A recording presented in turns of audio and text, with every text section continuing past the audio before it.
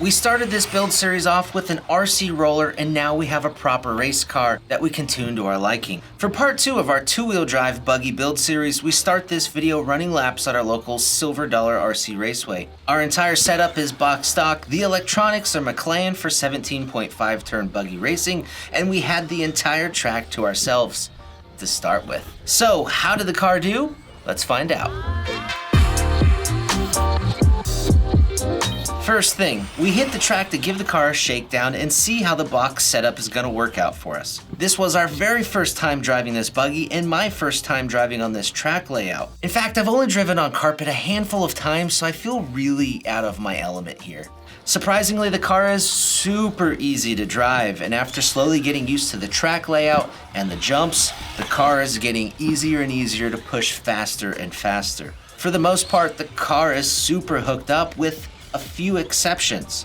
Accelerating hard when exiting the turn causes the car to spin out when you really hold on to it. And for my driving style and preferences, I would like a bit more off-power steering. It just seemed to not hook around quite as fast. Maybe it's the driving style that needs a bit of adjusting, but I started using the brakes to get the rear end to slide around the turns, which seemed a bit faster, although that's much harder to do consistently lap after lap, and in the long run, probably isn't faster. Now, what I haven't told you about this first drive is that we were running a little bit of a temperature experiment on the car, doing our very first run with the fan unplugged. Remember how in the first episode we were just a little bit skeptical with having the fan butted up right there against the body? Well, we temped the motor before we drove, and it was about 78 degrees, about the ambient temperatures outside for that day. We then set a timer for 5 minutes, which is about the length of a buggy qualifier or main, and then we drove for 5 solid minutes. Brought the car in and temped it again. And holy smokes, guys, the motor was 167 degrees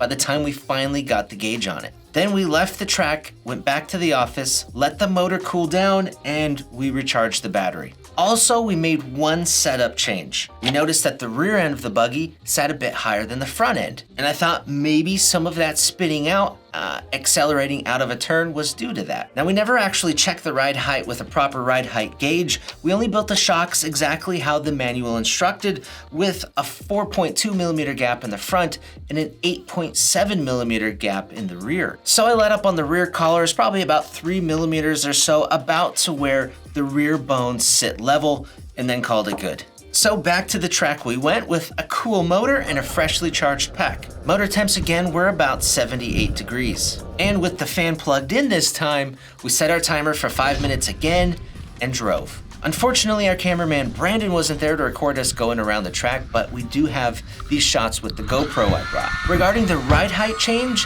leveling out those rear bones helped out a lot, and exiting the turns, I was able to drive a bit harder and less conservative. The buggy would still spin out if you really got on it hard, but it was a big improvement. The downside though to leveling out those bones is that we lost a little bit more steering, but that's still something that we can tinker and tune with in the future. What about those temps, Brett?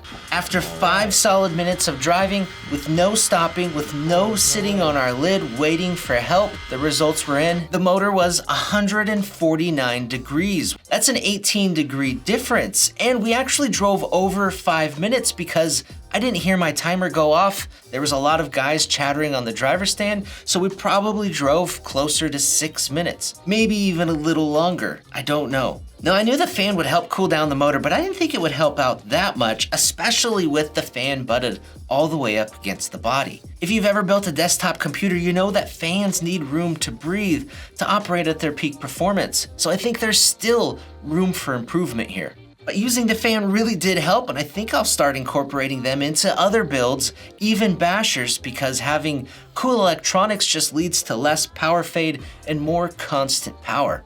Now, back at the office, my phone chimed. An old racing buddy, Ali, who saw part 1, sent me this picture. This is his car, and check out where that fan mount is. Yep, right there, where it's not supposed to be, in a location where there's no fan mount and a slipper shaft in the way. So how did he do it? First, he added the Exotech Slipper Eliminator, the direct spur gear mount, which is a very lightweight upgrade that removes a lot of the rotational mass from the drivetrain, which is crucial for stock racing. This upgrade is actually only recommended for stock racing. The Slipper Eliminator also uses a shorter top shaft, which will provide then that clearance to mount the fan right back there. And then to mount the fan right on the chassis, he said he just used double-sided tape, and he hasn't had any problems with that. I'm a little bit skeptical about using that. Shoe glue could also be an ideal solution. It won't be as pretty, and it probably will be a lot tougher to remove later if the fan breaks. So with that, we bought some parts. So as you guys know, we have a $50 a video budget for our upgrade to do whatever we deem necessary. So let me show you what we got. So we picked up the Exotech Flight Spur Gear Slipper Eliminator. Is that what it's called? Yeah, so you see, it's ultra lightweight. That is the aluminum spur gear mount, but it doesn't include the top shaft. I didn't realize that I don't have the top shaft here. So that's the spur gear slipper eliminator piece. As you can see, it just has 3 M3 holes to mount a spur gear. And we're going with the Kimbrough spur gear. It's a 72 tooth to match the spur gear tooth count that we're using right now for stock racing. And then we need a more precise way to set up our car. So we've got the low-C ride height gauge. There's a lot of ride height gauges out there available. We chose this because it was in stock and it's inexpensive, but there's some really good options out there. But we need a precise way to test and tune our setup or our ride height. And then lastly, an RPM camber gauge so we can test and tune our camber and make precise adjustments. When racing, having a ride height and a camber gauge are really important. They're must-haves. So I need to deal with this flight, requires flight top shaft. Not included. This is gonna mess up our budget. Said by every RC guy ever. Let's go check this out. All right, guys, I have the part. We have it. It's in stock, and it is gorgeous. Now, we had a little money saved over from our last episode.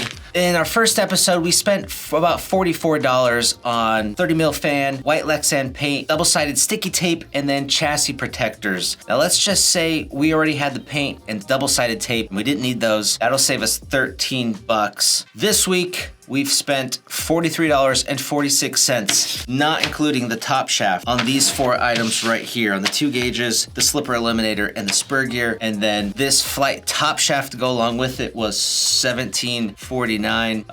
So we've gone over a little bit. Moving on. So what we're gonna do is we'll get this spur gear slipper eliminator and top shaft mounted up in the car. I'm gonna show some weights of before and after, and then ultimately show you what the car weighed before and after installing these items. Reducing our weight for stock racing is going to be super important, and this will allow us to change our fan mount position too. Let's see if that helps. That is the direct spur gear mount. Oh wow, that's a significant amount of weight. Holy smokes. Let's go weigh it. So the slipper eliminator setup ends up only weighing 9 grams for this whole thing. And then the stock B6 parts are 24 grams. So there's a 15 gram difference here in the rotational weight of the transmission and the drivetrain. That's a huge difference. That's over a half an ounce. The car is reassembled, and we're just taking a look at the back of the B6.2 manual where there is a kit setup sheet. Now on this setup sheet, it recommends a 16mm ride height front and rear. So we're gonna set that and double check it with our new ride height gauge. And then the manual kit setup also recommends a 1 degree camber in the front and 2 degrees in the rear. So we'll check and set that as well. And then one other interesting thing in this kit setup sheet, it says the front shocks should have 40 weight fluid and 30 in the back. But in the assembly steps, it showed assembling the shocks with 30 weight front and rear. So we're not gonna change that right now, but maybe down the road. On the rear, we're gonna check right underneath in the center of the back of the chassis. And then on the front, we're gonna check kind of on the front sides, because directly in the front, you've got some chassis kick up.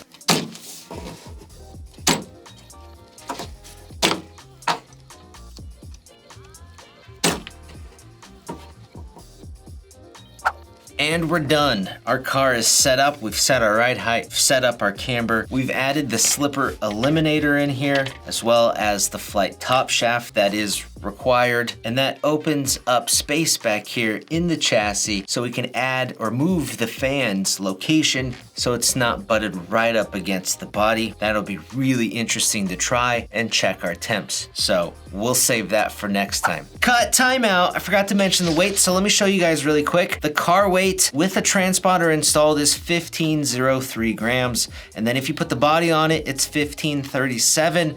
I do the body separately because body weights vary depending on how much paint and decals you put on them. And then with the slipper eliminator installed inside the car weight is 1488. And then with the body, it's 1523. So that shows a 14 gram difference. When we held the slipper eliminator and the slipper assembly, it was a 15 gram difference. So there's a few tenths of a grams, give or take in there. Camera doesn't want to focus. Back to you, Brett. I hope you guys enjoyed this part 2 of our B6.2 build series. If you have any questions, let us know down below. And if you want any more info on some of the gauges or different items we talked about, check out our links down below as well. I'm Brett from AMain Hobbies. Thanks for watching.